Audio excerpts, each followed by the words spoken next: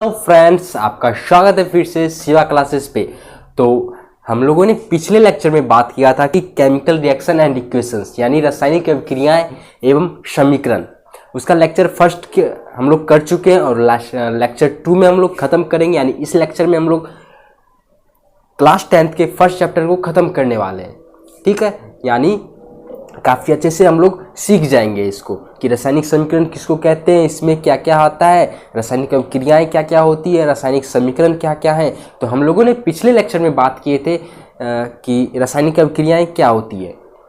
तो जब कोई पदार्थ अकेले या किसी अन्य पदार्थों से अभिक्रिया करता है तो उसे हम लोग रासायनिक अभिक्रियाएं कहती है। और जब कोई एक पदार्थ या किसी अन्य पदार्थों से अभिक्रिया करके एक भिन्न गुण वाले पदार्थों का निर्माण करता है, पदार्थों को उत्पन्न करता है, उसे हम लोग रासायनिक अभिक्रिया कहते हैं, यानी केमिकल इक्वेशन रिएक्शन कहते हैं।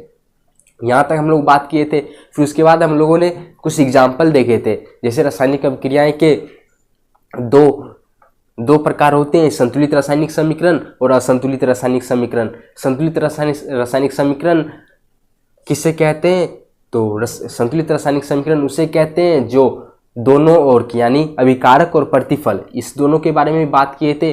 तो मुझे आप लोगों से एक जवाब चाहिए कि अभिकारक किसे कहते हैं। कमेंट में बता दीजिएगा कि अभिकारक और प्रतिफल ये दोनों किसे कहते हैं। ठीक है, तो उसके बाद हम लोगों ने बात किए थे रासायनिक समीकरण में। रासायनिक अभिक्रियाएं हो गई, अब रासायनिक समीकरण किसे कहते हैं? तो रासायनिक समीकरण वैसी रासायनिक समीकरण यानी केमिकल इक्वेशन। रासायनिक समीकरण यानी रासायनिक अभिक्रियाएं को जब संकेतों या सूत्रों के माध्यम से बता देते हैं, सूत्रों के माध्यम से निरूपित कर देते हैं, उसे ही हम लोग रासायनिक समीकरण कहते हैं। ठीक है, यहाँ तक क्लियर। जैसे H2 + Cl2 बन के फॉर्म बन के होता है HCl, जिसको बैलेंस करना चाहते हैं तो 2HCl हो जाता है, तो संतुलित रासायनिक समीकरण। अब मैंने एक अच्छा सा क्वेश्चन बताया था, उसका आंसर भी बताया था कि किसी रासायनिक अभिक्रियाओं को संतुलित करना क्यों आवश्यक होता है। ठीक है, किसी को याद है तो कमेंट में लिख दें। चलिए कोई नहीं, बता देते हैं कि रासायनिक अभिक्रियाओं को संतुलित करना क्यों आवश्यक होता है। तो संतुलित रासायनिक समीकरण को रासायनिक अभिक्रियाओं को संतुलित करना इसलिए आवश्यक होता है क्योंकि उसके द्रव्यमान संरक्षण नियम का जो पालन करना होता है। ठीक है, अब द्रव्यमान संरक्षण नियम का पालन करना होता है, उसके लिए हम लोग आगे पढ़ेंगे इसके बारे में अच्छे से, संक्षेप मतलब अभी संक्षेप में बता दिए। ठीक है, तो हम लोग आज आगे बढ़ने वाले हैं, लेकिन आगे बढ़ने से पहले एक समीकरण को यानी एक रासायनिक अभिक्रियाओं को हम लोग संतुलित कर लेते हैं। ठीक है, चलिए, जो हम लोग पिछले लेक्चर में कर चुके हैं, फिर भी प्रैक्टिस के लिए मतलब याद रह जाए, इसके लिए हम लोग आज करते हैं। फिर से सिर्फ एक का करेंगे, फिर उसके बाद हम लोग आगे बढ़ेंगे। तो देखिए यहाँ पे है Al + H2SO4 बन के फॉर्म होके बनता है Al2SO4 का होल थ्राइस प्लस में H2। ठीक है, ये दोनों बनता है। ठीक है, यहाँ तक। अब देखिए, पहले हम लोगों ने क्या देखा था कि पहले जो एलिमेंट इसमें रहते हैं, पहले जो एलिमेंट उसमें हिस्सा लिए रहते हैं, जो पदार्थ उसमें हिस्सा लिए रहते हैं, उसको हम लोग को पहले सूचना बना के मतलब सूची जैसे तैयार कर लेना है। तो इसमें Al + H2SO4 रिएक्शन होने के बाद बनता है बाय प्रोडक्ट Al2SO4 का होल थ्राइस प्लस में H2। तो इसमें कौन कौन से तत्व आते हैं तो उसको हम लोग पहले नोट करते हैं।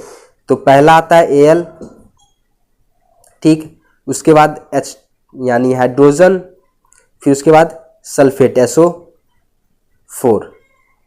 ठीक है, ये सब आता है। अब दाईं ओर को क्या कहते हैं और बाईं ओर को क्या कहते हैं? तो दाईं ओर जो रहता है उसे तीर के जो दाईं ओर रहता है उसे प्रतिफल कहते हैं यानी प्रोडक्ट कहते हैं, और जो बाईं ओर रहता है तीर के बाईं ओर जो रहता है उसे अभिकारक यानी रिएक्टेंट कहते हैं। ठीक है, यहाँ तक क्लियर। तो देखिए, बाईं ओर एल्युमिनियम कितने हैं? बाईं ओर एल्युमिनियम कितने हैं? तो बाईं ओर एल्युमिनियम 1 है। ठीक है, तो 1 लिख देंगे बाईं ओर। फिर दाईं ओर एल्युमिनियम कितने हैं? तो 2 है 2। अब हाइड्रोजन बाईं ओर कितने हैं? 2। फिर दाईं ओर कितने हैं हाइड्रोजन? 2। ठीक, अब बचा सल्फेट यानी SO4। तो SO4 कितने हैं? एक ही है। ठीक है, SO4 एक ही है। दाईं ओर कितने हैं? तो 3 है। SO4 दाईं ओर 3 है। यहां तक कोई दिक्कत नहीं। चलिए अब बैलेंस करना है। तो बैलेंस करने के लिए हम लोगों ने एक मापदंड रखा था कि वो जो जिस तत्व के पास सबसे ज्यादा कोएफिशिएंट रहेगा यानी गुणक रहेगा, उसको हम लोग सबसे पहले हल करना चाहेंगे, यानी सबसे पहले उसका डील करेंगे। तो पहले यहाँ पे 3 है, यानी सबसे ज्यादा सल्फेट के पास है। तो 3 अगर इधर है तो इधर भी अगर 3 से गुना कर दें सल्फेट को, तो क्या इधर हो जाएगा? तो 3 इस तरफ कर दिए, यानी 3H2SO4 3H2SO4। तो यहाँ पे सल्फेट तो 3 बराबर हो गया, लेकिन हाइड्रोजन यहाँ पे हो गया 3H2, यानी हाइड्रोजन कितना हो गया? 6। ठीक है, लेकिन दाईं ओर तो हमारा 2 ही है। अब दाईं ओर बराबर करने के लिए क्या करना होगा? गुना करना होगा। तो पहले दाईं ओर कितना है?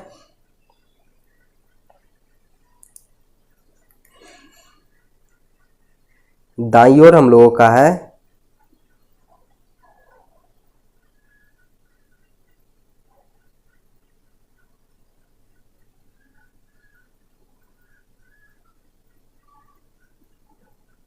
दाईं ओर हम लोगों का 6 हो गया, बाईं ओर हम लोगों का 6 हो गया।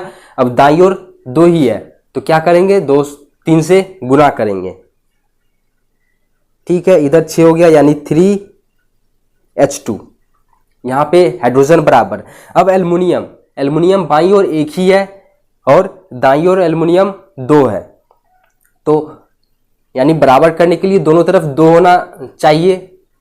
अब दोनों तरफ एक तो नहीं कर सकते, ठीक है, 2 से भाग भी दे सकते हैं, लेकिन कोई ये बेतुका हो जाएगा। ठीक है, तो हमको 2 बराबर करना है दोनों साइड। तो एक को 2 से गुना कर देंगे यानी 2Al हो जाएगा। ठीक, तो हमारा ये हो गया बराबर। अब जांचना है कि कैसे बराबर हो गया। ठीक है, तो देखिए जांचिए कि एल्युमिनियम 2Al है, यानी 2Al प्लस 3H2SO4 बन के फॉर्म होके बनता है, यानी रिएक्शन होने के बाद Al2SO4 का होल थ्राइस प्लस में 3H2। तो अब जांचते हैं कि एल्युमिनियम या ये समीकरण सही में संतुलित है या नहीं। तो एल्युमिनियम इधर 2 है, इधर देखते हैं एल्युमिनियम कितना है? Al2 यानी 2 है। ठीक है, चलो एल्युमिनियम बराबर। अब हाइड्रोजन 3H2SO4 है, यानी हाइड्रोजन कितना हो गया? 3 दूनी 6। अब इधर दाईं ओर 3H2 है, तो हाइड्रोजन कितना हो गया? 3 दूनी 6, यानी यहां भी हाइड्रोजन दोनों तरफ 6 यानी दोनों तरफ बराबर। अब सल्फेट की बारी। तो सल्फेट में 3H2SO4 है, बाईं ओर 3H2SO4 है, तो सल्फेट कितना हो जाएगा? 3। बाईं ओर है सल्फेट 3। ठीक है, अब इधर देखिए Al2SO4, यानी दाईं ओर Al2SO4 का होल थ्राइस। तो SO4 कितना है? सिर्फ 3 है। तो दोनों तरफ 3 यानी दोनों तरफ हमारा समीकरण बराबर है।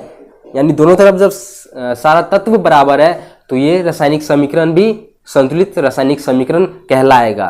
ठीक है, पहले संतुलित रासायनिक समीकरण नहीं था, लेकिन हम लोगों ने संतुलित कर दिए हैं। ठीक है, अब आगे हम लोग का मेन लेक्चर यानी उस पहले वाले लेक्चर से अब आगे बढ़ते हैं। ठीक, तो देखिए रासायनिक समीकरण से प्राप्त होने वाली सूचनाएं।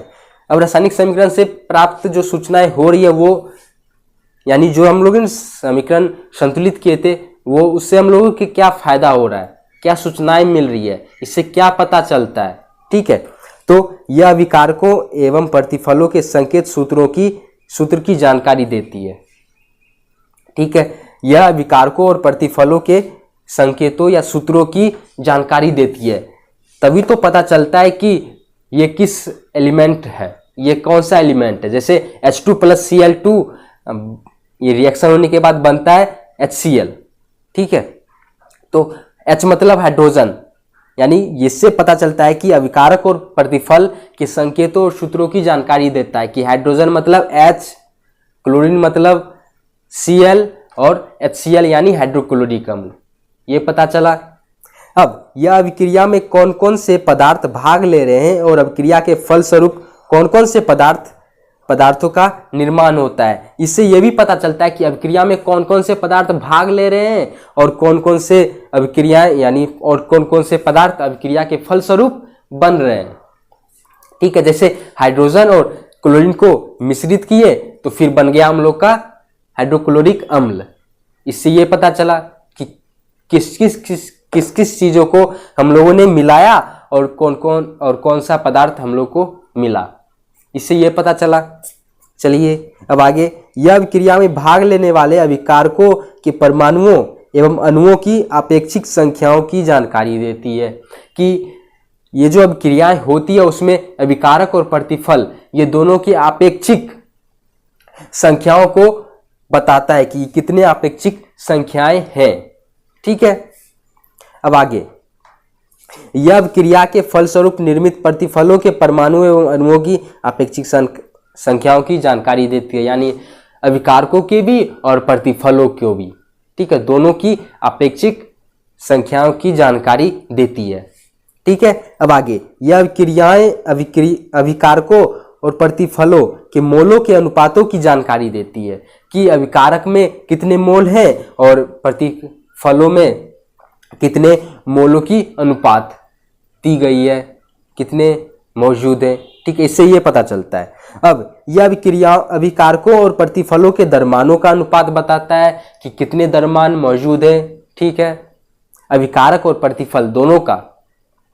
अब यह गैसीय अभिकारकों और प्रतिफलों के आपेक्षिक आयतन की जानकारी देता है कि इस दोनों में जो भी गैसियस फॉर्म में होते हैं, जैसे हाइड्रोजन निकला तो कितना निकला, अपेक्षिक द्रव्यमान की जानकारी देता है। ठीक, चलिए अब देखिए, जैसे एग्जाम्पल में N2 + 3H2 बन के फॉर्म होता है NH3, यानी N2 मतलब यानी N मतलब नाइट्रोजन।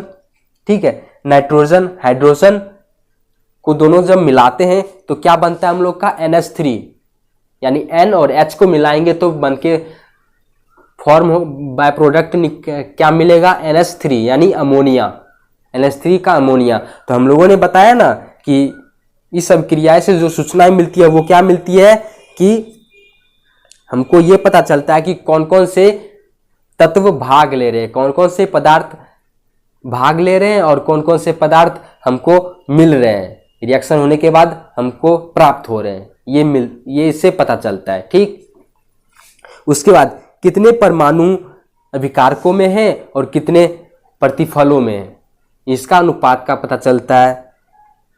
तो इसमें 2 परमाणु 6 परमाणु हैं हाइड्रोजन में और अमोनिया में 2। ठीक है, 2 अणु हैं। ठीक, अब इसमें मोलों के अनुपातों की जानकारी मिलती है। तो नाइट्रोजन में 1 मोल, हाइड्रोजन में 3 मोल और अमोनिया में 2 मोल। ठीक, 3 मोल 2 मोल। ठीक, इसके बाद हमको ये पता चलता है कि कितना द्रव्यमान है। तो नाइट्रोजन का होता है 14, द्रव्यमान होता है 14, तो N2 है यानी 14 × 2 यानी 28 यानी 28 ग्राम नाइट्रोजन। इसमें 28 ग्राम नाइट्रोजन को जब हाइड्रोजन के 6 ग्राम को मिलाएंगे तो अमोनिया जो मिलेगा वो होगा 34 ग्राम का। इससे ये पता चलता है। ठीक है, डीपली से हम लोग आगे के क्लास में पढ़ेंगे अच्छे से, लेकिन फॉर नॉलेज, बेसिक नॉलेज के लिए हम लोग को ये जानकारी अभी होनी आवश्यक है, जरूरी है। ठीक, तो हाइड्रोजन का 1 होता है द्रव्यमान, तो यहाँ पे 6 परमाणु है तो 6 × 1 यानी 6 × 1 तो 6 ग्राम, यानी हाइड्रोजन 6 ग्राम हो गए। अब अमोनिया 2NH3, इसको भी संतुलित किया गया है। ठीक, एक बात और कि एग्जाम में अगर आप लोग बिना असंतुलित किए, मतलब संतुलित किए बिना अगर आप लोग लिख देते हो तो वो भी एग्जामिनर गलत कर सकता है और गलती होती है। ठीक है, तो इसलिए हमेशा किसी भी जैसे डिफिनेशन देके, परिभाषा देके एग्जाम्पल लिखते हो तो वो तो इससे देखते हैं कि क्या क्या लाभ होती है। ठीक,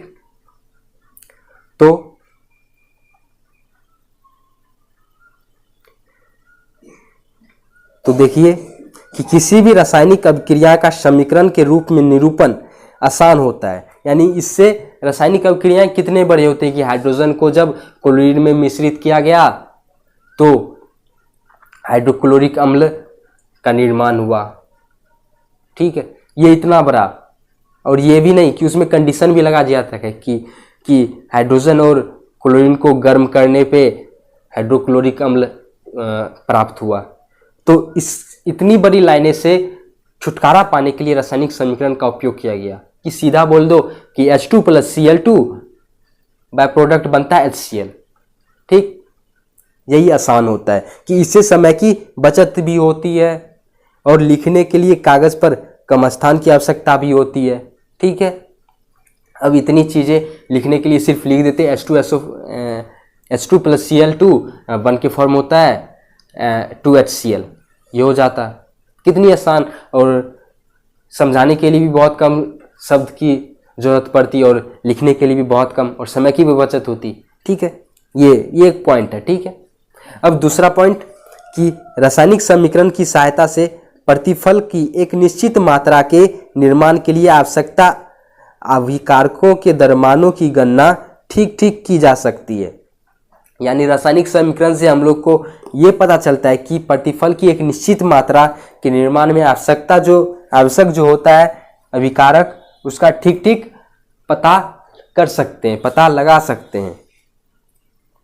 अब देखिए तीसरा पॉइंट कि संपूर्ण विश्व में एक ही प्रकार के रासायनिक संकेतों के उपयोग होते हैं, अतः वैज्ञानिकों को रासायनिक समीकरण की जानकारी प्राप्त करने में किसी भी प्रकार की कठिनाई नहीं होती है। नहीं होती है।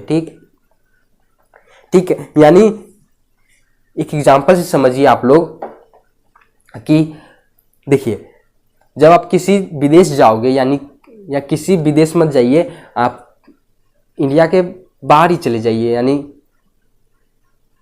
इंडिया के बाहर नहीं, अपने स्टेट के बाहर जाइए, तो वहाँ पे अपने अपने स्टेट के अपने अपने लैंग्वेज होते हैं। अगर आप वहाँ जाके कुछ भी समझाइएगा, किसी से ज़रूरत है पानी का भी, तो पानी का भी अलग अलग मतलब होता है। पानी का तो चलिए कोई नहीं, कुछ बुक ही चाहिए, यानी कुछ सब्जी चाहिए। ठीक है, अब सब्जी का नाम अलग अलग रहता है दूसरे जगह, तो एक इंग्लिश नाम ही बस ऐसा रहता है जो कॉमन रहता है। ठीक है, जैसे इंग्लिश लैंग्वेज हर जगह एक ही रहता है।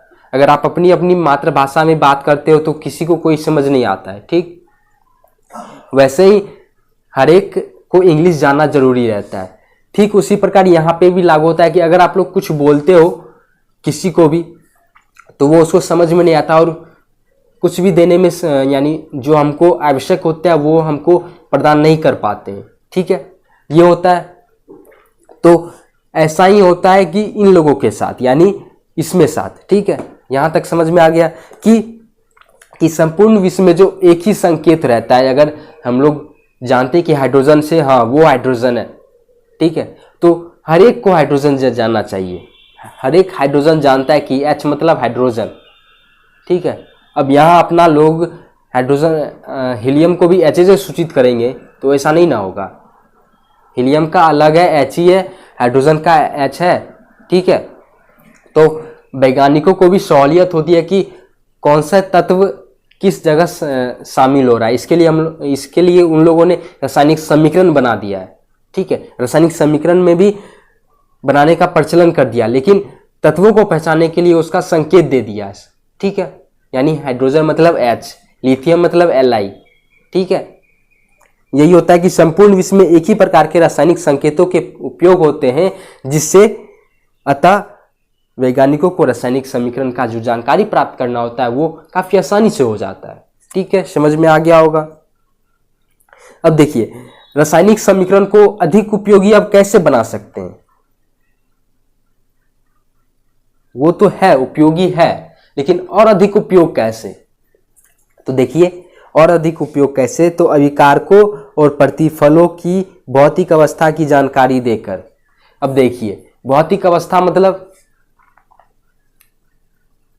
यानी फिजिकल स्टेट कौन कौन, सॉलिड, लिक्विड, गैस, ये तीनों चीज तो आपको भूलना ही नहीं है। जिंदगी भर की भौतिक स्थिति यानी physical state, solid, liquid, gas. ठीक है, तो अभिकारकों और प्रतिफलों की भौतिक अवस्था की जानकारी देता है कि कौन से तत्व सॉलिड है और कौन से तत्व एक्वस फॉर्म में है, कौन से गैसियस फॉर्म में है और कौन से, ठीक है, लिक्विड फॉर्म में है। ठीक है, इससे ये पता चलता है। अब ऊष्माक्षेपी एवं ऊष्माशोषी अभिक्रियाओं की जानकारी, इससे ऊष्माशोषी और ऊष्माक्षेपी ये क्या होता है? तो ऊष्माक्षेपी यानी जिससे हम लोग को ऊष्माक्षेपी यानी वर्ड से भी पता चलता है कि ऊष्माक्षेपी यानी ऊष्मा बाहर निकलता है, और ऊष्माशोषी यानी शोषण करता है यानी ऊष्मा ग्रहण करता है।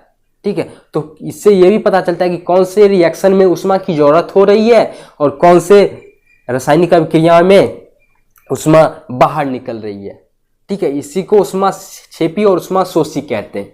इससे यह भी पता चलता है कि किस रासायनिक अभिक्रिया में ऊष्मा बाहर निकल रही है और किसमें ऊष्मा की जरूरत हो रही है, ऊष्मा के द्वारा ही यह अभिक्रिया संभव हो पा रहा है। ठीक है, अब गैसों के उत्सर्जन की जानकारी, यानी अब किस अभिक्रिया में गैस का उत्सर्जन हो रहा है। गैस का उत्सर्जन मतलब एक्सक्रेशन ऑफ गैसेज, यानी गैस किस में निकल रही है, किस अभिक्रिया में गैस निकल रही है। ठीक, जैसे जब आप कैल्शियम कार्बोनेट को, ठीक है, जैसे आप कैल्शियम कार्बोनेट यानी CaCO3 को आप जब आप गर्म करते हो तो CaO प्लस में CO2 ये निकलता है, तो CO2 यानी गैसियस फॉर्म में उड़ गया तो CO2। ठीक है, तो यहाँ पे गैस का उत्सर्जन हुआ। ठीक है, अब देखिए चौथा है कि अपक्षेप यानी प्रेसिपिटेट। ठीक है, अपक्षेप बनने की जानकारी। अब अपक्षेप मतलब जब भी कोई रासायनिक अभिक्रियाएं होती है तो उसमें एक कुछ पदार्थ नीचे सॉलिड की ओर जमा हो जाती है। जैसे टेस्ट ट्यूब में अगर किसी केमिकल को मिलाते हो तो नीचे में एक अपक्षेप का निर्माण हो जाता है। ठीक है, उसी को हम लोग क्या कहते हैं? अपक्षेप कहते हैं। ठीक है, जैसे AgNO3 प्लस में HCl, AgNO3 और यानी सिल्वर नाइट्रेट और HCl को जब हाइड्रोक्लोरिक अम्ल को मिलाते हैं तो उसमें सिल्वर क्लोराइड अपक्षेप का निर्माण करता है, सिल्वर क्लोराइड अपक्षेप का निर्माण करता है। ठीक है, और यानी AgCl और हाइड्रोजन नाइट्रेट यानी HNO3 ये और बनता है, यानी AgCl प्लस में AgCl जो यहाँ पे बन के फॉर्म होता है वो प्रिसिपिटेट बनता है, यानी अपक्षेप का निर्माण करता है। तो ये सॉलिड के रूप में जमा हो जाता है टेस्ट ट्यूब में। ठीक है, अब यहाँ पांचवा की अभिक्रिया की शर्तों की जानकारी, यानी अब अभिक्रिया की क्या क्या शर्तें हैं उसकी जानकारी देता है। यानी शर्तें मतलब उत्प्रेरक। ठीक है, यानी उसमें क्या क्या जरूरत हो रही है, जैसे सनलाइट की जरूरत हो रही है, जो बाह्य जो पदार्थ की जरूरत होती है उसी को हम लोग यहाँ पे अभिक्रिया की शर्तें कह रहे हैं कि कितना तापमान पे हीट किया जाए। ठीक है, ये सब फिक्स होता है, तो इसी को हम लोग कहते हैं कि अभिक्रियाओं की शर्तों की जानकारी देता है। ठीक, अब अभिक्रिया की उत्क्रमणीयता यानी रिवर्सिबिलिटी की जानकारी। अब रिवर्सिबिलिटी मतलब ऐसा रासायनिक अभिक्रियाएं जो दोनों तरफ से हो, यानी कोई समीकरण कोई भी तत्व को जोड़ के फिर जो बन के फॉर्म होता है फिर उसको भी तोड़ के ये दोनों प्रोडक्ट निर्माण किया जा सकता है। यानी दोनों तरफ का तीर का चिन्ह दोनों तरफ लगता है, यानी दोनों तरफ से अभिक्रिया करने पे वो ऐसा ही फॉर्म होता है। ठीक है, जैसे हम लोगों ने पिछले एग्जाम्पल दिया था कि N2 प्लस H2 बन के बाय प्रोडक्ट निकलता है NH3, संतुलित करने के लिए 2। ठीक है, ये हम लोगों ने एग्जाम्पल देखा था। ये बिल्कुल इसी का उदाहरण है। ठीक है, दोनों तरफ का तीर का निशान इसमें लग जाएगा। तो N2 प्लस H2 यानी NH3, नाइट्रोजन और हाइड्रोजन को जब मिलाते हैं तो अमोनिया का निर्माण होता है, जो रिवर्सिबिलिटी का सबसे उत्तम उदाहरण है। ठीक, अब आगे बात करते हैं कि अभिकारकों एवं प्रतिफलों की भौतिक अवस्था की जानकारी। ये तो बस ऐसे ही नॉर्मल था, अब क्या लिखा गया उसको हम लोग फोकस करते हैं। ठीक है, अभिकारकों और प्रतिफलों की भौतिक अवस्था की जानकारी उसके संकेतों और सूत्रों के ठीक और कोष्टक में ठोस के लिए S, द्रव के लिए L और गैस के लिए G लिखकर किया जाता है, और पदार्थ के लिए जलीय विलयन AQ लिखा जाता है। ठीक है, एग्जाम्पल है CaCO3 जो सॉलिड रहता है और CaO सॉलिड है, और CO2 जो गैस के फॉर्म में होता है। ठीक है, उसके बाद दूसरा उदाहरण है जिंक जो सॉलिड रहता है, और H2SO4 जो एक्वस में रहता है, और ZnSO4 वो भी एक्वस है, और H2 यानी गैस रहता है। ठीक है, ठीक है, अब दूसरा देखते हैं ऊष्माक्षेपी एंड ऊष्माशोषी वाला। ठीक है, ऊष्माक्षेपी एवं ऊष्माशोषी अभिक्रियाओं की जानकारी। तो क्या दिया गया है कि ऊष्माक्षेपी अभिक्रियाएं के लिए समीकरण के दाईं ओर प्लस ऊष्मा दे दिया जाता है, और तथा ऊष्माशोषी अभिक्रिया के लिए समीकरण के बाईं ओर प्लस ऊष्मा लिख दिया जाता है। ठीक है, अब देखिए इसके लिए समझने के लिए बस जिसमें ऊष्मा की जरूरत होती है, जिसमें यानी ऊष्मा के बगैर रासायनिक अभिक्रिया संभव नहीं हो पाती, तो वो बाईं ओर लिखाई जाता है, बाईं ओर लिखा जाता है प्लस ऊष्मा के साथ, और जिसमें ऊष्मा निकलती है तो वो प्रोडक्ट के साइड यानी दाईं ओर यानी प्रतिफल के साथ लिखा जाता है। ठीक है, एग्जाम्पल देख लिए ऊष्माक्षेपी का C+O2 बाय प्रोडक्ट निकलता है CO2, और प्लस में ऊष्मा भी निकलता है, तो प्लस में ऊष्मा दाईं ओर, ये ऊष्माक्षेपी का हो गया क्योंकि ऊष्मा निकलता है ऊष्माक्षेपी में। ठीक है, अब ऊष्माशोषी में ऊष्मा गहन होती है, तो इसमें बाईं ओर लगेगा ऊष्मा, तो N2+O2 प्लस में ऊष्मा यानी ऊष्मा की जरूरत है, और बनता है हम लोग को NO। ठीक है, नाइट्रस ऑक्साइड। ठीक,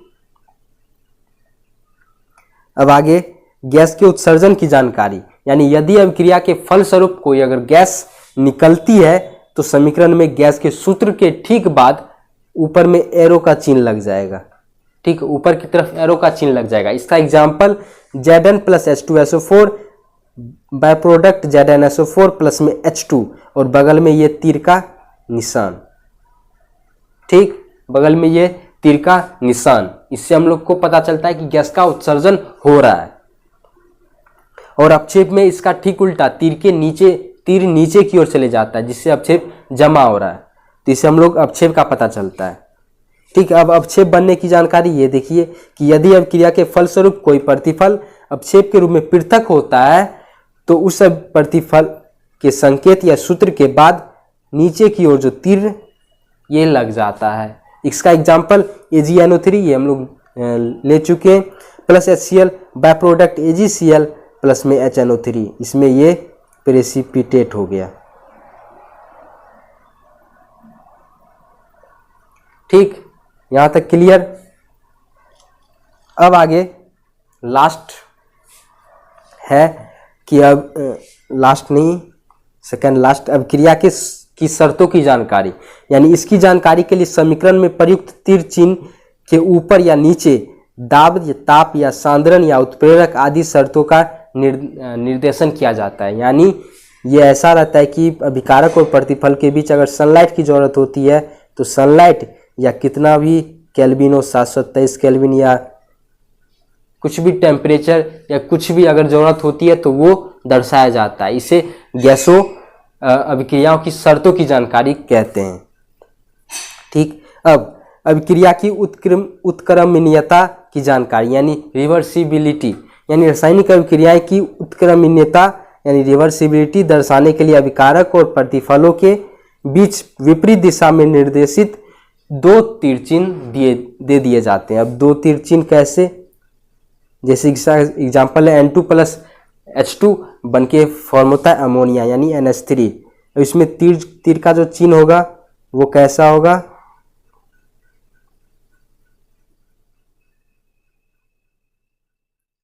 ऐसा होगा। दोनों तरफ तीर का निशान रहता है। इससे पता चलता है कि अभिक्रिया की उत्क्रमणीयता हो रही है, रिवर्सिबिलिटी, यानी दोनों तरफ से रिवर्स भी और ऐसे भी अभिक्रिया करने पे दोनों बराबर होता है। ठीक, अब बात करते हैं रासायनिक अभिक्रिया की प्रकार। अब रासायनिक अभिक्रिया के प्रकार क्या क्या हो, कितने होते हैं। ठीक है, तो पहला है संयोजन एवं संश्लेषण अभिक्रिया, यानी कॉम्बिनेशन और सिंथेसिस रिएक्शन। संयोजन वर्ड से ही पता चलता है कि किसी का संयोज हो रहा है। ठीक है, संयोजन अभिक्रियाएं यानी जिस रासायनिक अभिक्रियाएं में दो या अधिक पदार्थ या तत्व या यौगिक परस्पर संयोग कर नए पदार्थ बनाते हैं उसे संयोजन एवं या संश्लेषण अभिक्रियाएं कहते हैं।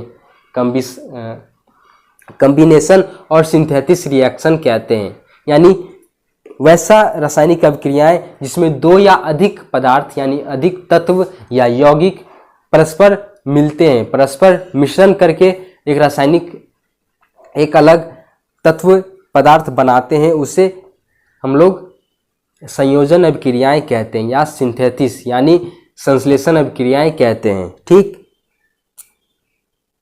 अब देखिए जैसे दो तत्वों के बीच संयोजन अभिक्रियाएं, जैसे दो तत्वों के बीच भी हो सकता है, तीन तत्वों के बीच भी हो सकता है। तो अब दो तत्वों के बीच देखते हैं कि कार्बन एवं ऑक्सीजन के बीच संयोग। अब जब कार्बन और ऑक्सीजन के बीच संयोग होगा तो क्या होगा। ठीक है, जैसे कार्बन प्लस में ऑक्सीजन। ठीक है, कार्बन और ऑक्सीजन के बीच में संयोग करके क्या बन जाएगा, सिंपल है, कार्बन डाइऑक्साइड यानी CO2। अब दूसरा मैग्नीशियम यानी Mg और O2 यानी ऑक्सीजन, ये बन के क्या होगा, मैग्नीशियम ऑक्साइड यानी MgO। ठीक है, इसका फिगर जो ये देखिए कि जब मैग्नीशियम फीता को जब जलाते हैं, इसका भी उदाहरण है। ठीक है, क्रियाकलाप में दे दिया जाता है, तो ये भी काफ़ी बार पूछा जाता है, इसलिए सिर्फ पिक्चर दिए हैं कि क्योंकि जब भी खुली वायु में जब मैग्नीशियम रिबन को जब जलाया जाता है तो उससे एक सफ़ेद चूर्ण गिरता है। ठीक है, और इसमें थोड़ी फटफटाहट सी आवाज़ भी आती है। ठीक, इसको आप लोग याद रखोगे। उसके बाद लोहा एवं गंधक के बीच संयोग होता है, तो इसमें क्या होता है कि Fe और गंधक का हम लोग जानते हैं सूत्र क्या होता है, सल्फर। ठीक, यानी Fe प्लस गंधक यानी सल्फर S। ठीक, लोहा यानी Fe और सल्फर यानी S, तो इससे क्या बनता है, इससे बनता है आयरन सल्फाइड यानी FeS, आयरन सल्फाइड का निर्माण होता है। ठीक है, ये हो गया दो तत्वों के बीच अभिक्रियाएं यानी दो तत्वों के बीच संयोजन अभिक्रियाएं। अब बात करते हैं एक तत्वों और एक यौगिक के बीच संयोजन अभिक्रियाएं।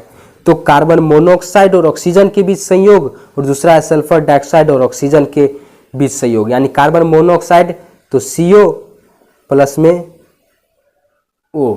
ठीक है, अब इस दोनों के बीच अभिक्रिया होगी तो क्या बनेगा, CO प्लस O2 मिलके क्या बनता है, CO2। ठीक, O2 CO2। ठीक है, ये निर्माण होता है। अब है सल्फर डाइऑक्साइड प्लस में और ऑक्सीजन, यानी सल्फर डाइऑक्साइड एवं ऑक्सीजन के बीच अभिक्रियाएं के बीच संयोग, तो सल्फर डाइऑक्साइड यानी SO2 प्लस में O2, इन दोनों के बीच अभिक्रिया होती है तो SO3 होता है। ठीक, SO3 ये हो गया। तो इसके बीच अब क्या होगा कि अब दो या अधिक इसके यानी एक तत्व था और एक यौगिक था, उसके बीच अभिक्रिया हो रही थी। तो अब बात करते हैं दो और अधिक यानी दो तत्व और अधिक यौगिक यानी दो से अधिक यौगिक के बीच संयोजन अभिक्रियाएं क्या क्या होती है। तो कैल्शियम ऑक्साइड एवं जल के बीच संयोग और सल्फर ट्राइऑक्साइड एवं जल के बीच संयोग। अब ये क्या होता है कि कैल्शियम ऑक्साइड यानी CaO, जिसको हम लोग कली चूना के नाम से भी जानते हैं, ठीक है। CaO प्लस में H2O, ठीक है। अब दूसरा है सल्फर ट्राइऑक्साइड एवं जल के बीच संयोग, सल्फर ट्राइऑक्साइड, ठीक है। देखिए सबसे पहली बात तो आपको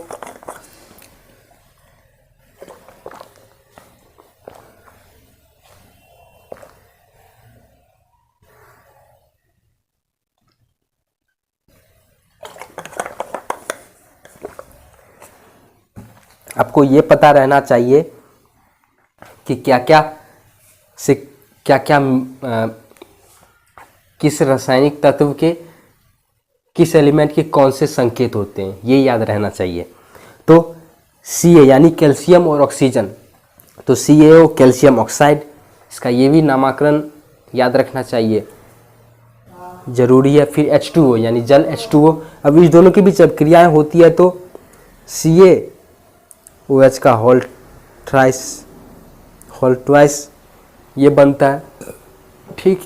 अब उसके बाद सल्फर ट्राइऑक्साइड एवं जल, तो सल्फर ट्राइऑक्साइड क्या होता है, सल्फर डाइऑक्साइड क्या होता है, पहले SO2, ठीक। सल्फेट का SO4, सल्फर डाइऑक्साइड का SO2 और सल्फेट ट्राइऑक्साइड रह गया तो SO3,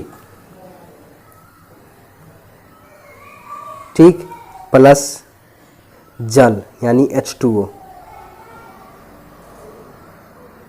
ठीक। अब इस दोनों के बीच अब क्रिया होने के बाद क्या बनता है, तो अब क्रिया होने के बाद H2SO4 बनता है, यानी H2SO4 विक एसिड का निर्माण करता है, H2SO4, ठीक है। अब बात करते हैं दूसरा प्रकार यानी वियोजन एवं अपघटन अभिक्रियाएं यानी डिकम्पोजिशन रिएक्शन। तो जिस रासायनिक अभिक्रियाएं में किसी यौगिक के टूटने से दो या अधिक सरल यौगिक बनते हैं उसे वियोजन या अपघटन अभिक्रियाएं कहते हैं, ठीक। यह अभिक्रियाएं संयोजन अभिक्रिया के ठीक विपरीत होती है। यौगिक के वियोजन के फलस्वरूप बने गए पदार्थ तत्व या यौगिक हो सकते हैं।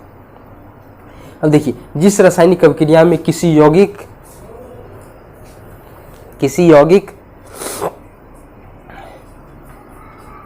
के टूटने से दो या अधिक तत्वों का निर्माण होता है तो उसे हम लोग वियोजन या अपघटन अभिक्रियाएं कहते हैं, यानी डिकम्पोजिशन रिएक्शन कहते हैं।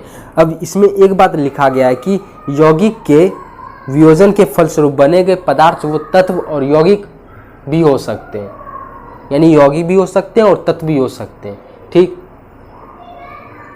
चलिए इसका उदाहरण लेते हैं कि कैल्शियम कार्बोनेट का अपघटन। देखिए कैल्शियम कार्बोनेट का अपघटन। अब देखिए कैल्शियम कार्बोनेट का सूत्र क्या होता है, कमेंट बॉक्स में लिख दीजिएगा, ठीक। कैल्शियम कार्बोनेट का सूत्र अभी लिख दीजिए कि कैल्शियम कार्बोनेट का सूत्र क्या होता है, ठीक है। तो यहाँ पे कैल्शियम कार्बोनेट का अपघटन हो रहा है यानी डिकम्पोजिशन हो रहा है, यानी टूट रहा है, वियोजन हो रहा है। कौन हो रहा है वियोजन, तो कैल्शियम कार्बोनेट, जिसका रासायनिक सूत्र होता है CaCO3, ठीक। यानी CaCO3 वियोजन होता है, अपघटन होके CaO यानी कली चुना कैल्शियम ऑक्साइड और CO2 यानी कार्बन डाइऑक्साइड का निर्माण करता है। अब देखिए ये तीर ऊपर की ओर लगा हुआ, यानी क्या हो रहा है कि गैस का उत्सर्जन हो रहा है, ठीक। देखिए Ca को कली चुना भी कहा जाता है और जिसका उपयोग सीमेंट के निर्माण में होता है, ठीक है। अब फिगर पे बात करते हैं कि कैल्शियम कार्बोनेट को एक टेस्ट ट्यूब में रखा गया है और इसे हीट दिया जा रहा है और वो एक कॉर्क के माध्यम से इस टेस्ट ट्यूब को पूरा पैक कर दिया गया। उसमें से एक कॉर्क में से छेद करके एक नली को एक और टेस्ट ट्यूब में रख देते हैं और इससे बाहर हमको चूने का जल निकलता है, यानी CaO, जिसे चूने का जल कहते हैं, यानी कली चूना, ठीक है। और CO2 बाहर निकल गया, ठीक है, CO2 का उत्सर्जन हो गया, ठीक है। अब देखिए आगे दूसरा उदाहरण है कि पोटासियम क्लोरेट का अपघटन। Potassium chlorate KClO3, potassium chlorate. तो इसका भी अपघटन हो रहा है, तो बन रहा है पोटासियम क्लोराइड और प्लस में 3O2। ठीक, अब देखिए इसका फिगर क्या दिया गया है कि एक टेस्ट ट्यूब में, एक टेस्ट ट्यूब को एक स्टैंड के माध्यम से खड़ा कर चुके हैं, खड़ा कर दिए हैं और इसे हीट प्रोवाइड कर रहे हैं। और इसको जब आग के साथ यानी हीट प्रोवाइड हो रहा है और यहाँ पे जब ये माचिस की तीली को जब सामने रखते हैं जला के, तो ऑक्सीजन इसमें और आग उत्पन्न कर रही है, जिससे ये पता चलता है कि ऑक्सीजन बाहर निकल रही है, यानी ऑक्सीजन अभिक्रिया होने के बाद ऑक्सीजन बन रही है। ठीक,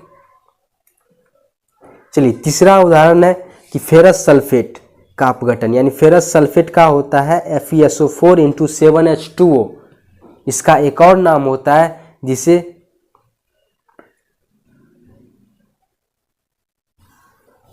जिसे ग्रीन रवा कहते हैं, यानी ग्रीन विट्रॉल कहते हैं, हरा रवा। ठीक, ग्रीन विट्रॉल FeSO4 × 7H2O। ये आपको 10th में नहीं तो 11th में जरूर से जरूर काम देगा। ठीक है, ग्रीन विट्रॉल FeSO4 × 7H2O। ठीक, हरा रवा इसका हिंदी नाम रहता है। तो देखिए FeSO4 × 7H2O अपघटित हुआ है, तो FeSO4 ये हरा कलर का रहता है और प्लस में 7H2O ये निर्माण होता है। अब FeSO4 जो हरा वाला था वो, यानी जो FeSO4 जो हरा रहता है वो फिर से अपघटित हो जाता है, यानी वियोजन हो जाता है। तो Fe2O3 यानी फेरस ऑक्साइड जो भूरा कलर के बन जाता है, हल्का भूरा रंग हो जाता है, और साथ में SO2 सल्फर डाइऑक्साइड और SO3 सल्फर ट्राइऑक्साइड इसका निर्माण करता है। ठीक है, सल्फर डाइऑक्साइड बनने के कारण क्वथन नली से निकलने वाली गैस में सल्फर के जलने जैसी गंध आती है। ठीक है, गंध उसमें आती रहती है सल्फर के जलने के जैसे। ठीक है, अब इसे ऊष्मीय अपघटन अभिक्रियाएं, थर्मल डिकम्पोजिशन रिएक्शन भी कहते हैं इस रिएक्शन को। इस रिएक्शन को याद करना बहुत ज़रूरी होता है। ठीक है, इसे क्या कहते हैं कि ऊष्मीय अपघटन अभिक्रियाएं, यानी थर्मल डिकम्पोजिशन रिएक्शंस। ठीक, अब बात करते हैं तीसरे प्रकार की, एकल विस्थापन अभिक्रियाएं, यानी single displacement reaction. Single displacement reaction word से ही पता चलता है कि सिर्फ एक ही, यानी सिंगल, एक ही तत्व या यौगिक डिस्प्लेस होगा, यानी हटेगा, विस्थापित होगा। ठीक है, क्या दिया गया परिभाषा कि वह अभिक्रियाएं जिसमें किसी यौगिक में उपस्थित किसी परमाणु या परमाणुओं के समूह को किसी दूसरे परमाणु द्वारा विस्थापित कर दिया जाता है, एकल विस्थापन अभिक्रियाएं कहलाती है। समझ में आया कि वह अभिक्रियाएं जिसमें किसी यौगिक में उपस्थित किसी परमाणु या परमाणुओं के समूह को किसी दूसरे परमाणु द्वारा विस्थापित कर दिया जाता है, एकल विस्थापन अभिक्रियाएं कहते हैं।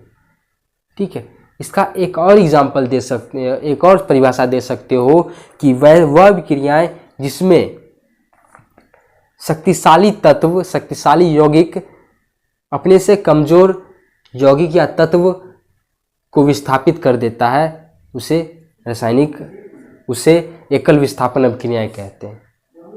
ठीक, इसमें या किसी अधिक क्रियाशील धातु को उसके लवण से विस्थापन एकल विस्थापन अभिक्रियाएं कहलाती है, या कह सकते हैं कि किसी अधिक क्रियाशील धातु का उसके लवण से विस्थापन एकल विस्थापन अभिक्रियाएं कहलाती है।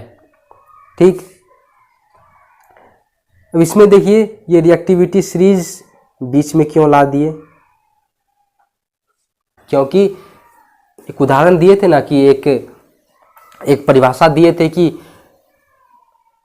वह क्रियाएं जिसमें शक्तिशाली तत्व, यौगिक नहीं तत्व अपने से कमजोर तत्व को विस्थापित कर देता है, तो इससे कैसे पता चलेगा कि कौन सा तत्व शक्तिशाली है? आपको ये भी पता नहीं है। ठीक, तो इसी के लिए हम लोग बताने के लिए ये रिएक्टिविटी सीरीज, यानी कौन से तत्व सबसे ज़्यादा शक्तिशाली हैं और कौन से तत्व उससे कमज़ोर हैं, ये दिया गया। तो सबसे ज़्यादा शक्तिशाली तत्व है पोटासियम। के, जिसका संकेत होता है के, मोस्ट रिएक्टिव यानी सबसे ज़्यादा शक्तिशाली, और लीस्ट रिएक्टिव यानी सबसे कम शक्तिशाली गोल्ड। अब ज़रा सोचिए कि गोल्ड अगर ऐसे किसी से रिएक्शन कर ले तो गोल्ड क्या यहाँ सोना मतलब गले में या कहीं पे भी रह सकता है? नहीं ना। तो इसलिए यानी गोल्ड सबसे कम रिएक्टिव होता है और सबसे ज़्यादा रिएक्टिव होता है पोटासियम। इससे भी ज़्यादा होता है लिथियम। ठीक है, वो आगे की क्लास में रहती है ये सब। हमको बस ये जानना होता है कि पोटासियम अभी तक यानी 10th तक हम लोग को बस ये जानना होता है कि पोटासियम सबसे मोस्ट रिएक्टिव है और गोल्ड उससे कम। और इसके बीच के तत्व क्या क्या हैं वो भी देखते हैं कि पोटासियम से कम रिएक्टिव सोडियम, सोडियम से कम कैल्शियम, कैल्शियम से कम मैग्नीशियम, मैग्नीशियम से कम एल्युमिनियम, एल्युमिनियम से कम जिंक, और जिंक से कम आयरन, आयरन से कम लीड, और उससे कम हाइड्रोजन, हाइड्रोजन से कम कॉपर, कॉपर से कम मरकरी, उसके बाद सिल्वर, उसके बाद गोल्ड। ठीक, ये आप लोग अच्छे से याद कर लोगे। ठीक, कॉपी में नोट कर लीजिएगा, ये आप लोगों को बहुत काम में देगा। अब देखिए इसका उदाहरण देखते हैं कि जब लोहे की कांटी को कॉपर सल्फेट के जलीय विलयन में डाल दिया जाता है तब लोहा कॉपर सल्फेट में से कॉपर तांबा को विस्थापित कर देता है। ठीक है, तो Fe प्लस CuSO4 अभिक्रियाएं करती है तो यहाँ आयरन कॉपर को विस्थापित कर देता है। क्यों करता है? क्योंकि FeCu से यानी कॉपर से लोहा ज़्यादा रिएक्टिव है। ठीक है, ज़्यादा शक्तिशाली है। तो शक्तिशाली अगर राजा किसी अपने से कमज़ोर वाले राजा पर वार करे, उस वहाँ के शासन पे वार करे, वहाँ के राज्य पे वार करे, तो शक्तिशाली जीतेगा, जायज़ है जितना। ठीक है, तो यही होता है यहाँ कि Fe जो शक्तिशाली है और यहाँ पे Cu सबसे छोटा मतलब कम शक्तिशाली है, तो Fe आक्रमण करके Cu को विस्थापित कर देता है और FeSO4 के साथ आ जाता है। तो ठीक, तो Fe प्लस CuSO4 बनता है FeSO4 और Cu को बाहर फेंक देता है तो प्लस Cu। ठीक, देखिए इस विस्थापन अभिक्रिया में होने के कारण यह है कि लोहा कॉपर की अपेक्षा अधिक क्रियाशील होता है। ठीक है, फिगर भी दे दिया गया है, समझ सकते हो आप लोग, नहीं तो किताब में दे दिया गया होगा। ठीक, अब देखिए ठीक इसी प्रकार Cu प्लस AgNO3, यहाँ पे Cu ज़्यादा क्रियाशील है सिल्वर के, तो Cu सिल्वर को बाहर कर दिया और खुद NO3 के साथ विराजमान हो गया, तो CuNO3 प्लस Ag यानी विस्थापित कर दिया CuAg को। क्यों किया? क्योंकि Cu शक्तिशाली है Ag से। ठीक, अब Zn plus CuSO4, ZnSO4 plus Cu। अब Zn Cu से ज़्यादा शक्तिशाली है, इसलिए Zn Cu को विस्थापित करके बाहर फेंक दिया और SO4 के साथ खुद यानी ZnSO4 बन गया। ठीक, अब देखिए Na plus Br plus Cl2 यानी क्लोराइड और बाय प्रोडक्ट बनता है NaCl प्लस Br2 जो भूरा रंग का रहता है, Br2 ब्रोमियम। तो यहाँ पे बेरिलियम, यहाँ पे NaBr2 प्लस Cl2 और NaCl। अब देखिए यहाँ पे Br जो है वो ज़्यादा शक्तिशाली है। किससे शक्तिशाली ज़्यादा है? तो विलयन में जो ब्रोमीन है उसका जो हरा रंग हो जाता है और इसे प्रवाहित हो जाता है। तो कम क्रियाशील अधातु अपने से अधिक क्रियाशील धातु को भी विस्थापित करता है। अधिक क्रियाशील धातु अपने से कम क्रियाशील धातु को विस्थापित कर देता है। ठीक है, ये एकल विस्थापन अभिक्रिया में होता है। अब देखिए वो रिएक्टिविटी सीरीज जानना कितना जरूरी होता है। ठीक है, अब बात करते हैं चौथा टाइप, उभय विस्थापन अभिक्रिया यानी डबल डिस्प्लेसमेंट रिएक्शन। अब देखिए एकल विस्थापन अभिक्रिया में हम लोग क्या सीखे थे कि एक तत्व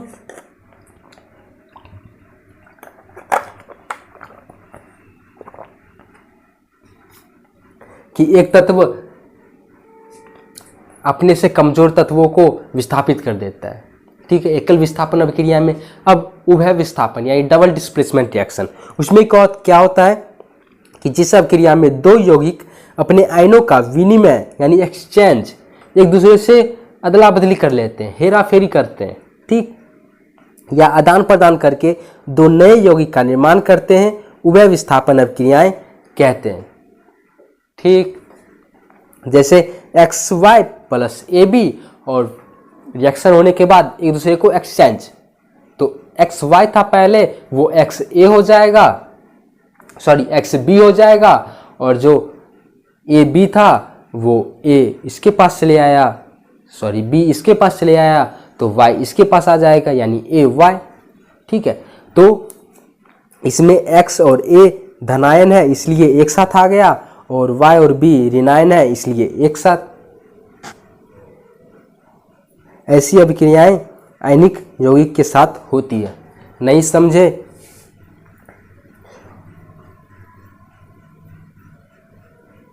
तो यहां देखिए किसी भी एलिमेंट में जैसे NaCl, किसी भी यौगिक में जैसे NaCl होता है तो N धनायन होता है यानी Na धनायन है, पॉजिटिव है, ठीक है, और Cl धनायन है। ठीक उसी प्रकार इसमें भी रहता है कि हर एक यौगिक में रहता है कि XY और AB, जिसमें X पॉजिटिव यानी धनायन और Y ऋणायन माइनस में, और इसी प्रकार AB में भी A धनायन और B ऋणायन। ठीक है, अब ऐसे ही अदला बदली भी करेगा तो जब पॉजिटिव वाला है ही तो वो पॉजिटिव को क्या लेगा, ठीक है, वो निगेटिव को लेगा, तो इसलिए X B के साथ आ जाता एक्सचेंज करता है और Y A के साथ एक्सचेंज करता है, प्लस माइनस। ठीक, यहाँ पे समझ में आ गया होगा। चलिए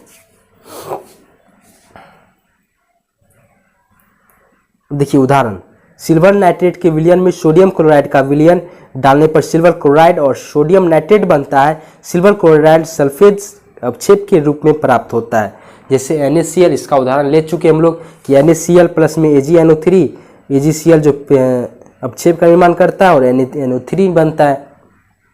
ठीक है, जैसे NaCl का Na धनायन है और Cl ऋणायन है, Ag धनायन है, NO3 ऋणायन है, तो ये दोनों धनायन ऋणायन से करेगा और ऋणायन धनायन से, दोनों एक्सचेंज करेगा तो NaNO3 के साथ मिलेगा, ठीक, और ऋणायन के साथ तो AgCl के साथ। ठीक है, अब इसी प्रकार दूसरा उदाहरण भी है कि जब बेरियम क्लोराइड यानी BaCl2 के विलयन को सोडियम सल्फेट यानी Na2SO4 के विलयन में डाला जाता है, तब बेरियम सल्फेट यानी BaSO4 का सफेद अवक्षेप और सोडियम क्लोराइड यानी NaCl बनाते हैं। तो सोडियम क्लोराइड विलयन में ही रह जाते हैं, तो BaCl2 प्लस Na2SO4 बनता है। BaSO4 जो अवक्षेप के रूप में बनता है वो सफेद अवक्षेप प्लस में 2NaCl। ठीक, यहाँ तक क्लियर? यहाँ तक क्लियर? अब देखिए संक्षेप में बात करते हैं यानी ब्रीफली कि रासायनिक अभिक्रिया के प्रकार कौन कौन से हुए। तो पहला संयोजन अभिक्रिया यानी कॉम्बिनेशन रिएक्शन, जिसमें दो तत्व या यौगिक परस्पर संयोग करके एक यौगिक या अन्य पदार्थों का निर्माण करता है, तो A प्लस B फॉर्म करेगा AB। ठीक, अब दूसरा डिकम्पोजिशन रिएक्शन, जिसमें कोई यौगिक तत्व या किसी अन्य यौगिक में टूट जाता है यानी वियोजन होता है, अपघटन हो जाता है, तो AB बाय प्रोडक्ट बनता है A प्लस B। अब single displacement reaction, A plus में BC by product AC plus में B, यानी अधिक क्रियाशील धातु अपने से कम क्रियाशील धातु को विस्थापित कर देता है। ठीक, अब double displacement reaction AB plus CD और AD प्लस Cb। ठीक, यहां तक क्लियर। अब बात करते हैं अपक्षेपण अभिक्रियाएं यानी प्रेसिपिटेशन रिएक्शन। ठीक, देखिए ऐसी रासायनिक अभिक्रियाएं जिसमें कोई प्रतिफल ठोस के रूप में विलयन में पृथक हो जाता है, यानी वैसी रासायनिक अभिक्रियाएं जिसमें भी अगर सॉलिड के रूप में अगर नीचे जम जाता है, ठीक है, सॉलिड के रूप में, तो वह अभिक्रियाएं अपक्षेपण अभिक्रियाएं कहलाएगी, यानी प्रेसिपिटेशन रिएक्शंस कहलाती है। ठीक, पृथक होने वाला ठोस पदार्थ अपक्षेप कहलाता है। ये तो प्रेसिपिटेशन रिएक्शन हो गया, यानी अपक्षेपण अभिक्रियाएं हो गई। अब अपक्षेप किसे कहते हैं, तो जो वो सॉलिड बचा हुआ है वो हम लोग का प्रेसिपिटेट कहलाएगा, यानी अपक्षेप कहलाता है। ठीक, अब जैसे देखिए इसका सोडियम क्लोराइड के विलयन और सिल्वर नाइट्रेट के विलयन के बीच होने वाली उभय विस्थापन अभिक्रियाएं ही सिल्वर क्लोराइड के अपक्षेप के रूप में प्राप्त होता है। कितनी बार हम लोगों ने उदाहरण ले चुके हैं जिससे आपको याद हो जाए। ठीक है, आप एक ही चीज को अच्छे बार बार देखोगे ना तो याद हो जाएगा। जैसे किसी मूवी को कितने बार देख लेते हो तो सीन याद हो जाता है, ठीक उसी प्रकार ये एग्जाम्पल को आप कभी भूल नहीं सकते, कभी भूलोगे नहीं। ठीक है, NaCl plus AgNO3 by product बनता है AgCl जो अपक्षेप का निर्माण करती है NaNO3 के साथ। ठीक, ये फिगर है। ठीक, यहां तक कोई दिक्कत नहीं। अब बात करते हैं आगे उदासीनीकरण अभिक्रियाएं यानी न्यूट्रलाइजेशन अभिक्रियाएं। अब ये क्या है कि ऐसी अभिक्रियाएं जिसमें कोई अम्ल किसी क्षार यानी भस्म या किसी क्षार के साथ अभिक्रिया कर लवण और जल बनाता है, उदासीनीकरण अभिक्रियाएं कहलाती है। सबको याद होगा कि क्या, कि जब ऐसी अभिक्रियाएं जब किसी अम्ल या क्षार को जब मिश्रण किया जाता है, कि अभिक्रियाएं दोनों के बीच किया जाता है, तो लवण और जल का निर्माण होता है, जिसे ही हम लोग उदासीनीकरण अभिक्रियाएं कहते हैं, जिसे इंग्लिश में न्यूट्रलाइजेशन अभिक्रियाएं, न्यूट्रलाइजेशन रिएक्शन कहते हैं। एग्जाम्पल में HCl अम्ल है, हाइड्रोक्लोरिक अम्ल भस्म है यानी क्षार है NaOH और बनाता है लवण यानी NaCl साल्ट प्लस में H2O जल। ठीक है, इसी प्रकार दूसरा उदाहरण है H2SO4 जो कि अम्ल है और KOH पोटासियम हाइड्रोक्साइड KOH और बनाता है लवण K2SO4 पोटासियम सल्फेट प्लस में जल यानी H2O। ठीक, इन अभिक्रिया में अम्ल और भस्म एक दूसरे के गुणों को नष्ट कर देता है, तब लवण और जल का निर्माण करता है। ठीक, अब देखिए ऑक्सीजन और अवकरण अभिक्रियाएं, ऑक्सीडेशन और रिडक्शन रिएक्शंस। इसमें क्या होता है कि देखिए ऑक्सीडेशन और रिडक्शन जब साथ साथ हो जाता है तो इसी को रेडॉक्स अभिक्रियाएं भी कहते हैं, रेडॉक्स रिएक्शन भी कहते हैं। ठीक है, इस पर भी बात करेंगे। तो चलिए पहले ऑक्सीडेशन यानी ऑक्सीकरण, इसके बारे में जानते हैं। तो ऑक्सीकरण वैसी रासायनिक अभिक्रियाएं हैं जिसमें किसी तत्व या यौगिक से ऑक्सीजन का संयोग या किसी यौगिक से हाइड्रोजन का निष्कासन होता है।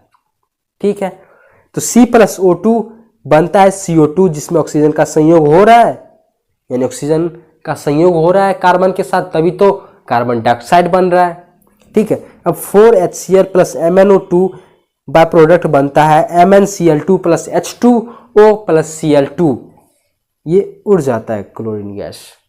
ठीक, तो हाइड्रोजन का निष्कासन हो रहा है। जिस अभिक्रिया में ऑक्सीजन का संयोग या हाइड्रोजन का निष्कासन हो रहा है वो क्या हो जाएगा, ऑक्सीकरण, ऑक्सीडेशन।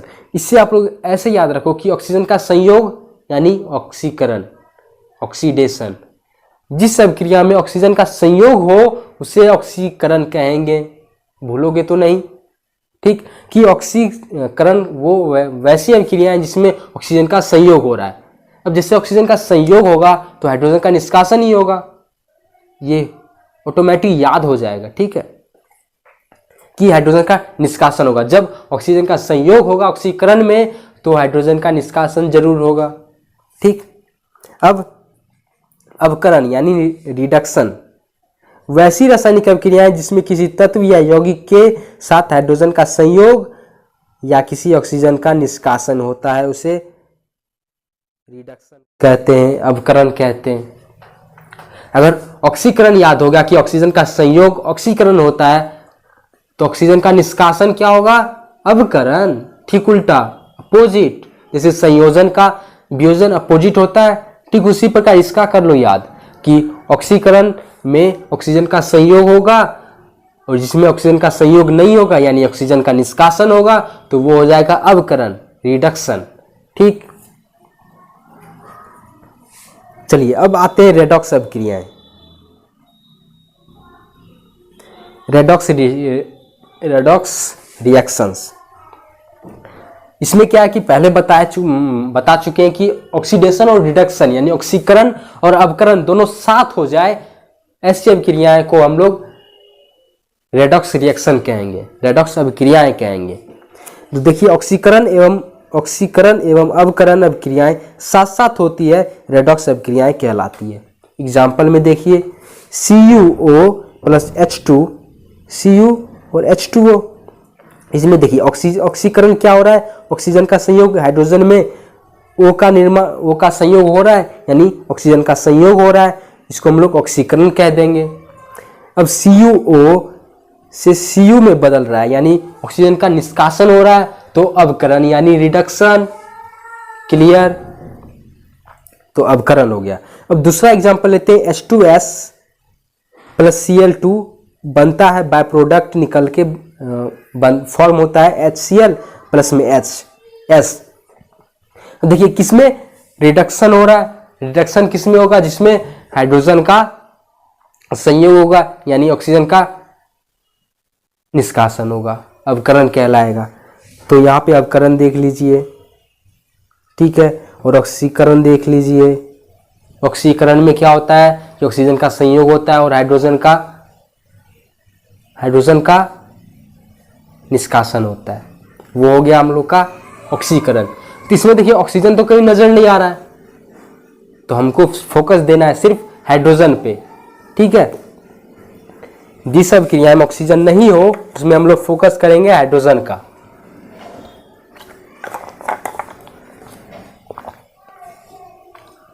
ठीक है, हाइड्रोजन का फोकस करेंगे। चलिए अब संक्षारण, ये हम लोग का टॉपिक का सेकंड लास्ट टॉपिक है। ठीक है, हम लोग के चैप्टर का संक्षारण यानी कोरोजन।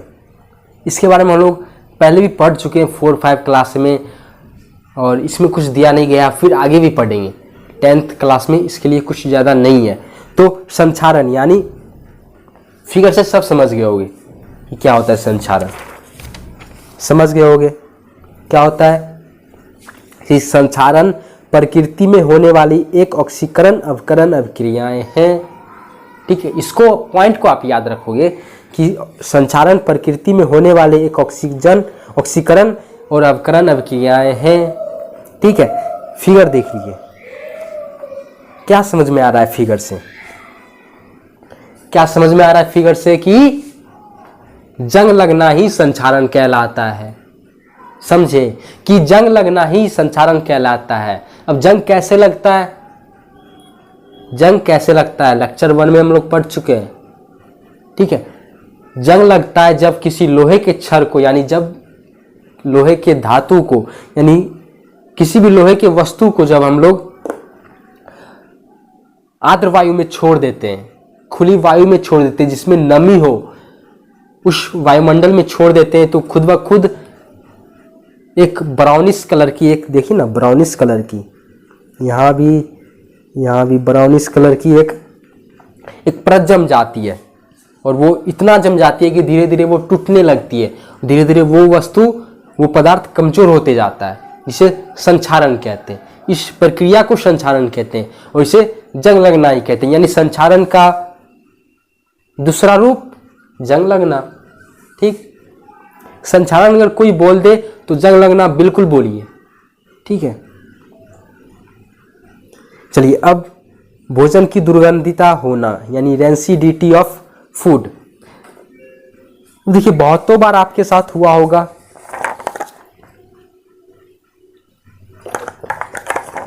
क्या हुआ होगा कि टिफिन बॉक्स में खाना रखे रखे ही कभी खराब हो जाता होगा।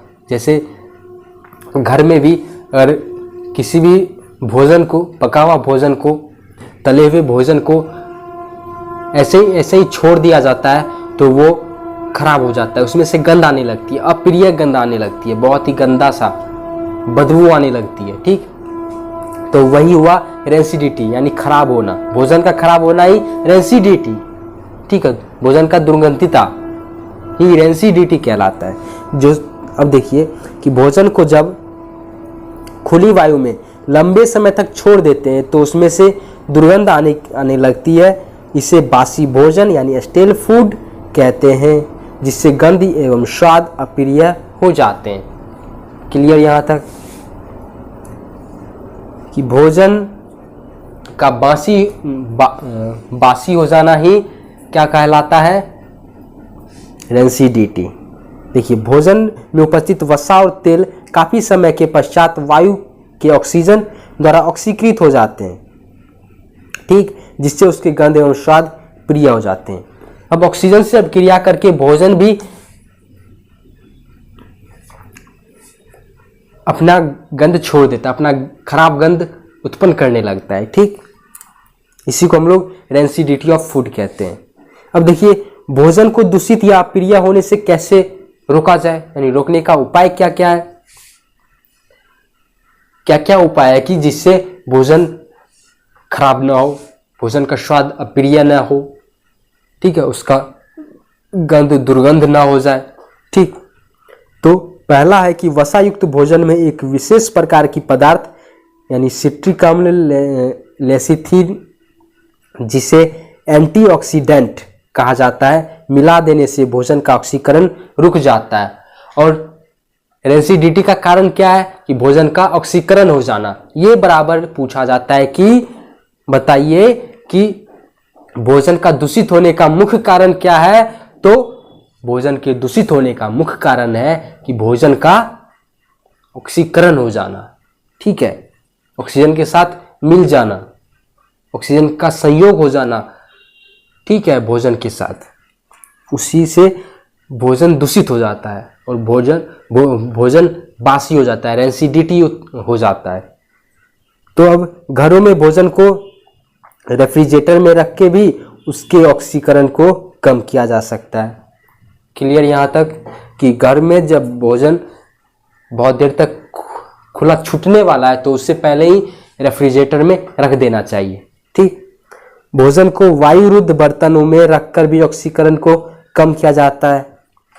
भोजन को जब वायुरुद्ध यानी कहीं से हवा ना प्रवेश करे तो उससे भी वैसे बर्तन में रख दिया जाए तो उससे भी ऑक्सीकरण रुक सकती है। अब बोलोगे कि टिफिन भी तो बंदे रहता है, तो उसमें कहीं से न कहीं से वो वायुरुद्ध बर्तन नहीं हुआ। ठीक है, वो बस बर्तन है, वायुरुद्ध नहीं। ठीक, जिसमें वायु बिल्कुल प्रवेश ना कर सके, ठीक है, उसे वायुरुद्ध बर्तन कहते हैं। ठीक, जैसे चिप्स की पैकेट, ठीक है, वो बिल्कुल पैक रहता है, कहीं से कोई हवा नहीं, तभी तो आप कितने महीनों के बाद भी अगर फाड़ोगे आप तो भोजन जो उसमें रहता है चिप्स, वो कुछ भी कुरकुरे यार, तो उसमें नहीं खराब होता है।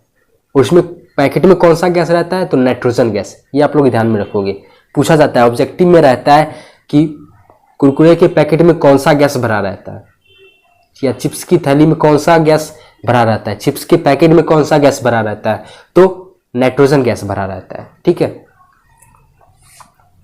चलिए अब यहाँ से हम लोग का लेक्चर खत्म होता है। तो इतने समय से हम लोगों ने अपने लेक्चर को ख़त्म किया है और आगे के एसिड बेस एंड साल्ट आगे का चैप्टर है, उसमें हम लोग तुरंत इंट कर जाएंगे अगले दिन से ही। तो अच्छे से पढ़ते रहिए और हमेशा घर पे रहिए, सुरक्षित रहिए और देखते रहिए शिवा क्लासेज, और अपने मित्रों के बीच भी बांटते रहिए और अपना ज्ञान भी किसी दूसरे को देते रहिए, जिससे आपकी ज्ञान की भी वृद्धि हो। तो बस ऐसे ही देखते रहिए शिवा क्लासेज और हंसते रहिए, मुस्कुराते रहिए और घर बैठे बैठे पढ़ते रहिए और सुरक्षित रहिए। धन्यवाद।